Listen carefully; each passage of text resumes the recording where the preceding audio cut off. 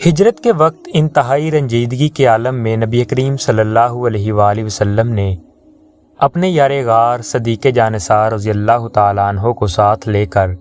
رات کی تاریکی میں مکہ سے ہجرت فرما کر اپنے وطن عزیز کو خیر آباد کہہ دیا تھا،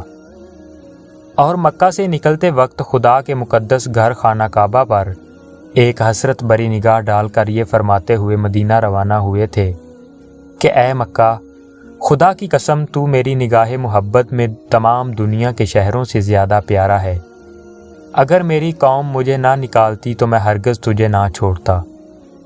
اسی وقت کسی کو یہ خیال بھی نہیں ہو سکتا تھا کہ مکہ کو اس بے سر و سامانی کے عالم میں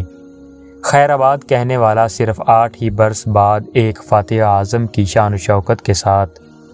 اسی شہر مکہ میں نزول جلال فرمائے گا، اور کعبۃ اللہ میں داخل ہو کر اپنے سجدوں کے جمال و جلال سے خدا کے مقدس گھر کی عظمت کو سرفراز فرمائے گا۔ لیکن ہوا یہ کہ اہل مکہ نے صلح حدیبیہ کے معاہدہ کو توڑ ڈالا اور صلح نامہ سے غداری کر کے عہد شکنی کے مرتکب ہو گئے کہ حضور نبی کریم صلی اللہ علیہ وآلہ وسلم کے حلیف بنو خزاعہ کو مکہ والوں نے بے دردی کے ساتھ قتل کر دیا۔ بیچارے بنو خزاعہ اس ظالمانہ حملے کی تاب نہ لا کر حرم کعبہ میں پناہ لینے کے لیے بھاگے تو ان درندہ صفت انسانوں نے حرم الہی کے احترام کو بھی خاک میں ملا دیا، اور حرم کعبہ میں بھی ظالمانہ طور پر بنو خزاعہ کا خون بہایا۔ اس حملہ میں بنو خزاعہ کے 23 آدمی قتل ہو گئے۔ اسی طرح اہل مکہ نے اپنی اس حرکت سے حدیبیہ کے معاہدہ کو توڑ ڈالا، اور یہی فتح مکہ کی تمہید ہوئی۔ چنانچہ 10 رمضان 8 ہجری کو نبی کریم صلی اللہ علیہ وآلہ وسلم مدینہ سے 10,000 لشکر پر انوار ساتھ لے کر مکہ کی طرف روانہ ہوئے۔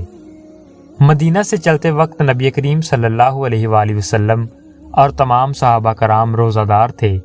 لیکن جب آپ مقام قدید میں پہنچے تو پانی مانگا، اور اپنی سواری پر بیٹھے ہوئے پورے لشکر کو دکھا کر آپ نے پانی نوش فرمایا اور سب کو روزہ چھوڑ دینے کا حکم فرمایا۔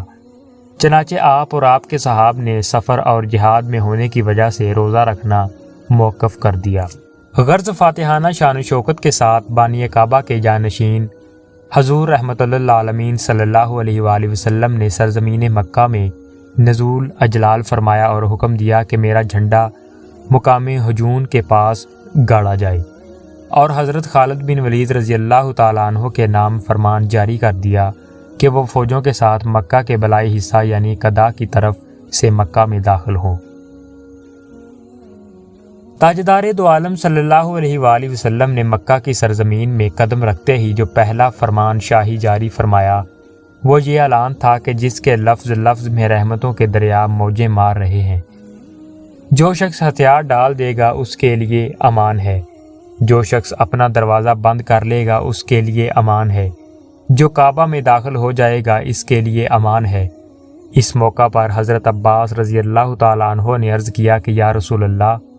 ابو سفیان ایک فخر پسند آدمی ہے،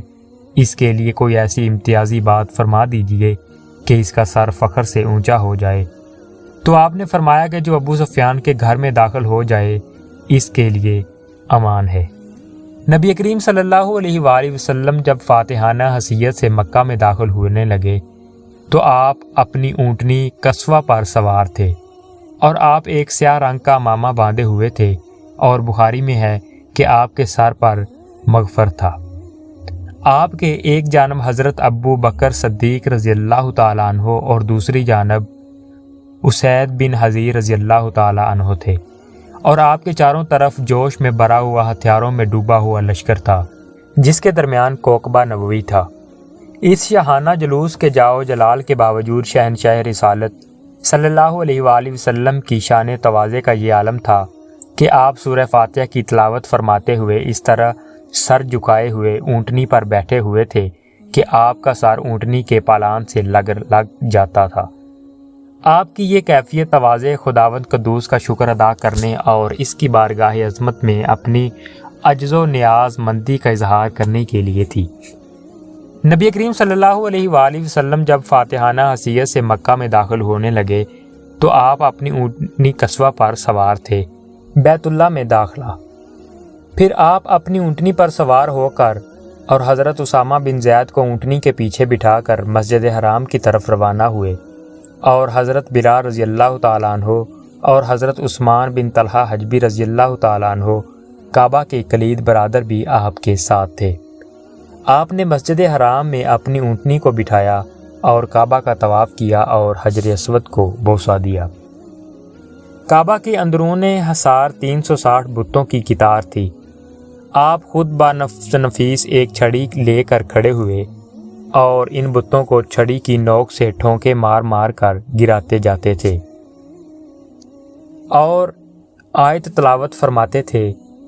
یعنی حق آ گیا اور باطل مٹ گیا، اور باطل مٹنے ہی کی چیز تھی۔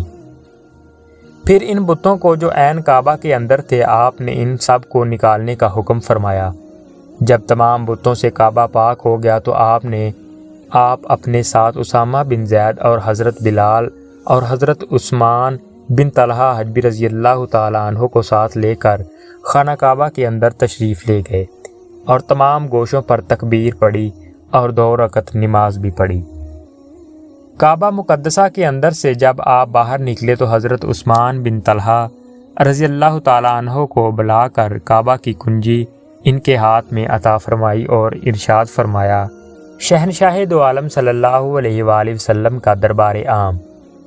اس کے بعد حرم الہی میں آپ نے سب سے پہلا دربار عام منعقد فرمایا، جس میں افواج اسلام کے علاوہ ہزاروں کفار و مشرکین کے عوام و خواص کا ایک زبردست ازدحام تھا۔